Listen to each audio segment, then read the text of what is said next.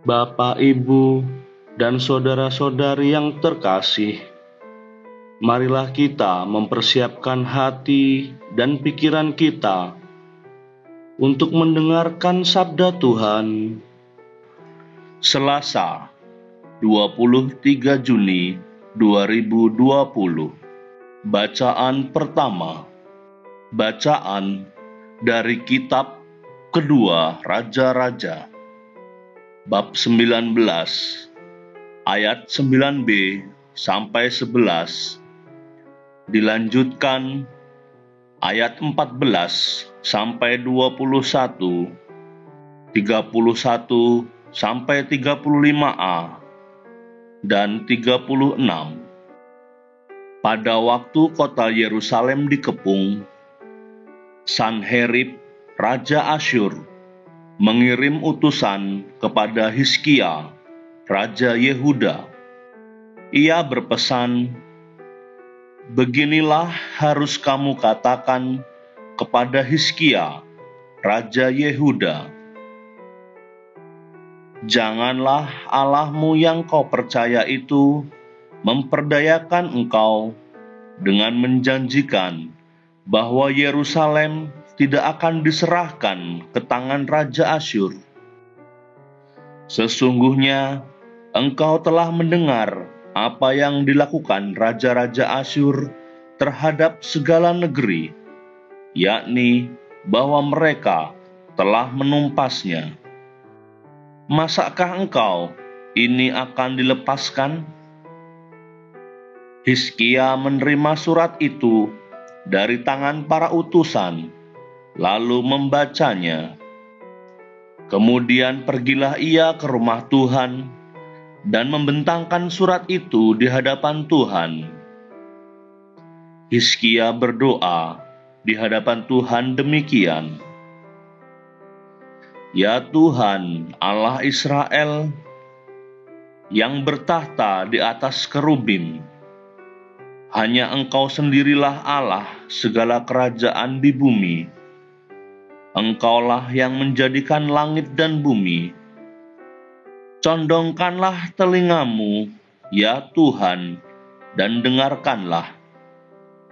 Bukalah matamu dan lihatlah, ya Tuhan, dengarkanlah perkataan Sanherib yang telah dikirimkannya untuk mengaibkan Allah yang hidup. Ya Tuhan, memang raja-raja Asyur telah memusnahkan bangsa-bangsa. Mereka pun telah menaruh para allah mereka ke dalam api, sebab mereka bukanlah Allah, hanya buatan manusia, kayu dan batu. Sebab itu dapat dibinasakan orang.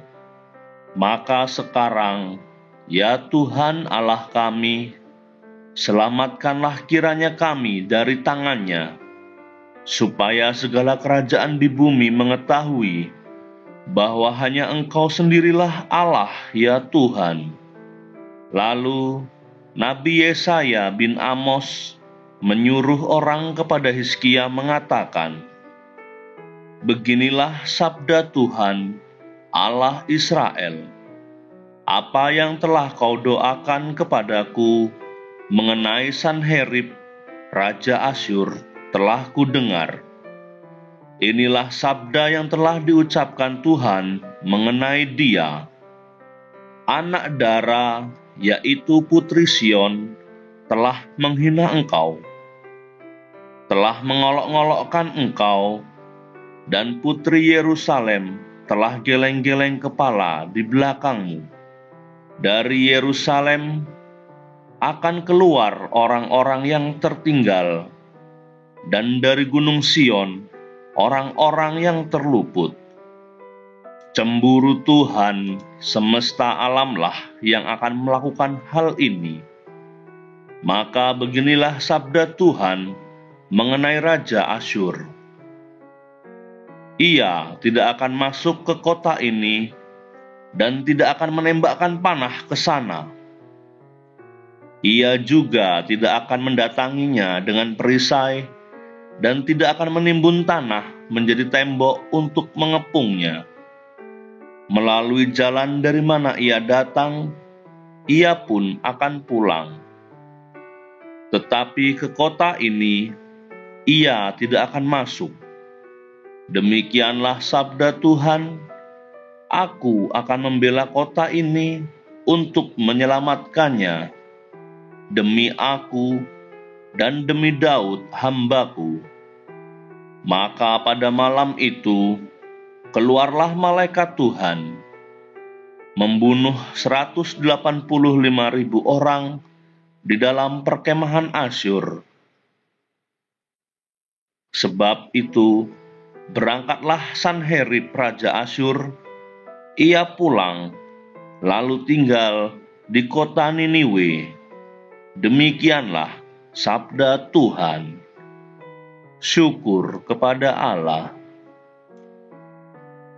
Tuhan beserta kita sekarang dan selama-lamanya.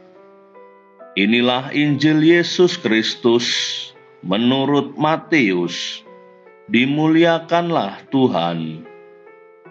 Injil Matius bab 7 ayat 6 dilanjutkan bab 12 sampai 14.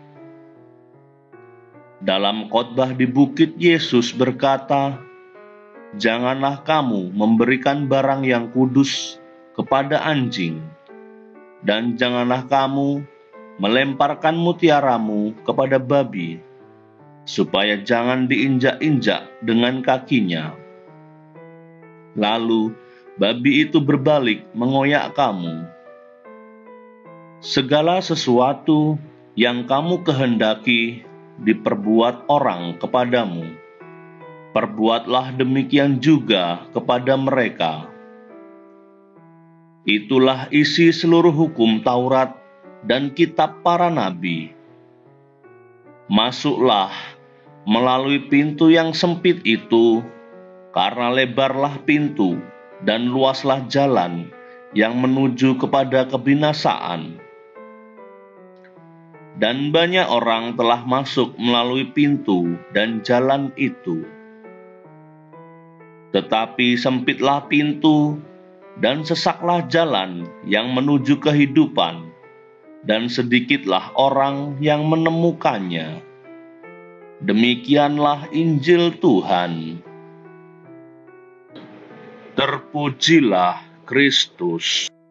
Bapak, Ibu, dan saudara-saudari yang terkasih,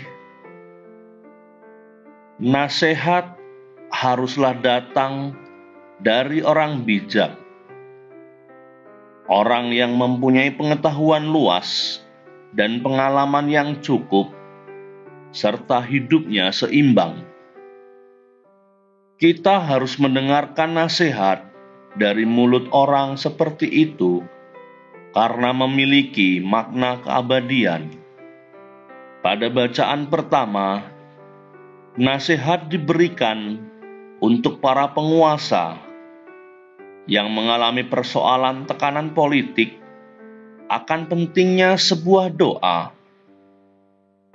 Doa yang menghadirkan Tuhan, bahwa Tuhan akan selalu menjawab doa yang disampaikan dengan tulus dan penuh iman.